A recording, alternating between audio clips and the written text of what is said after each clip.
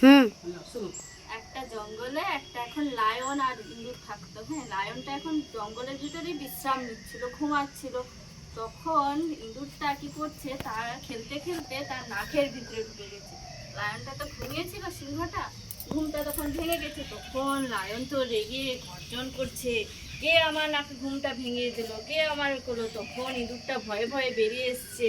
ইঁদুরটাকে দেখে লায়ন বলছে, আমি আজ ওকে খেয়েই নেব, আমার ঘুমটা ভেঙে দিল। তখন ইঁদুরটা বলছে, না গো, আমাকে মেরো না, আমি তোমার কিচ্ছু ক্ষতি করবো না, আমি এখান থেকে চলে যাচ্ছি, তুমি আবার ঘুমিয়ে পড়ো, আমি তোমাকে আর বিরক্ত করবো না। সে কাজ মিনতি করতেলো, সিংহটা তাকে ছেড়ে দিল। যে আবার অন্য একদিন সিংহটা বিপদে পড়ে গেছে, গর্জন করছে, কোথায় ইঁদুরটা শুনতে পেয়ে গেছে। ইঁদুরটা যে তখন ছুটে গেছে, কোথায় গর্জন হচ্ছে, সিংহটা কোথায় গর্জন করছে, খুঁজতে খুঁজতে তখন দেখে সিংহটা শিকারীদের জালে আটকা পড়ে গেছে। তখন ইঁদুর কি করবে কি করবে কিছু না ভেবে সে ছুটে চলে গেছে। বলে, সিংহ মামা তুমি ভয় পেও না, আমি আছি তো, আমি তোমার উপকার করব।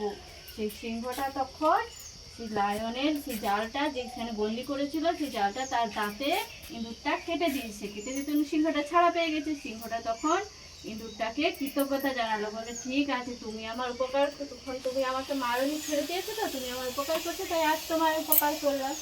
শেষ হয়ে গেল। খুব সুন্দর, খুব সুন্দর। কাকিমা খুব সুন্দর।